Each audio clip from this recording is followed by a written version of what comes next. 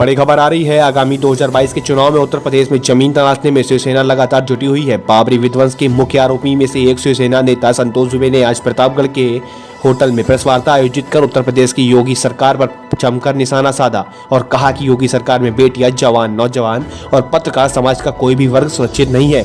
जब हमने सवाल पूछा तो उन्होंने कहा कि कांग्रेस के साथ जाना भाजपा को सबक सिखाना था। हिंदुत्व के मुद्दे पर हम आज भी समझौता नहीं करते। हम कल भी हिंदुत्ववादी थे, आज भी हैं और आने वाले समय भी हिंदुत्ववादी रहेंगे। शिवसेना 2022 के चुनाव में उत्तर प्रदेश में जमीन तैयार करने में जुटी हुई है। चुनाव में हमेशा भाजपा का समर्थन किया। इस बार स्वयं चुनाव लड़ेंगे और किसके साथ लड़ेंगे, कितनी सीटों पर लड़ेंगे, इस सवाल पर नेताओं के अंदाज में गोलमोल जवाब देकर उन्होंने बात को घुमा दिया।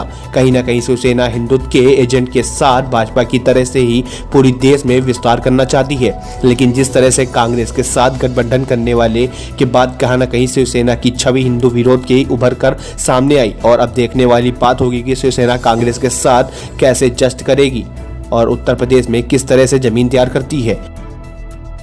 प्रदेश में एक नई जमीन तलाश रही है। बिल्कुल बिल्कुल, जमीन तो है ही है।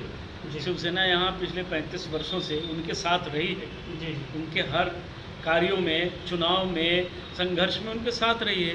तो जमीन तो हमारी है ही है। हम सरकार से ये अपेक्षा भी करते हैं कि सरकार जो जन आकांक्षा है, जिसको लेकर के उन्होंने वादे करके सत्ता पाई है, उसको पूरा करे, वो आवश्यक है।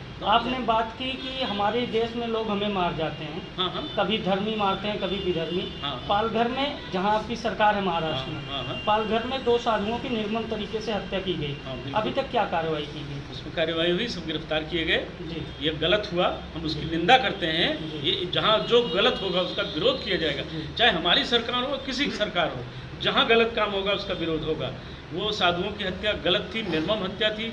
और मारे जाने वाले जो लोग थे वो हमारे अपने राजस्थान के ही लोग थे। राजस्थान की सरकार ने भी इंटरेस्ट लिया, महाराष्ट्र की सरकार ने भी उसमें दिलचस्पी दिखाई, सब पकड़े गए। लेकिन उत्तर प्रदेश में तमाम साधुओं की हत्या हो जाती है।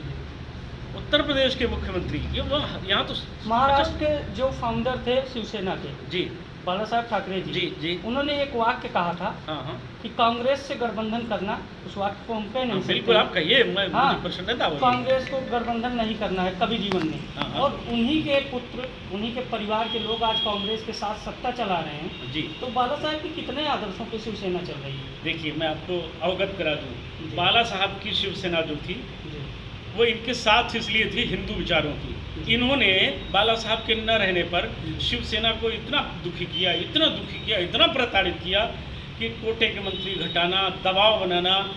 हम जब अयोध्या में आंदोलन कर रहे होते हैं, अयोध्या में हम धर्मसभा आयोजित करते हैं, उसी दिन विश्व हिंदू परिषद आयोजित कर देती है। हमें जमीन जो हमें मिलनी थी कि यहाँ सभा करेंगे, वहाँ रोक लगा देना डीएम के जरिए कि यहाँ सभा नहीं हो सकती है।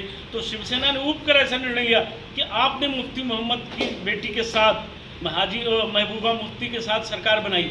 आपने रामविलास पासवान जो भगवान राम को गालियाँ देता था उसके साथ सरकार बनाई। आपने सोनेलाल पटेल के साथ सरकार बनाई जो हिंदू समाज को गालियाँ देता था। भारत स्टार न्यूज से अंकित सोनी की रिपोर्ट।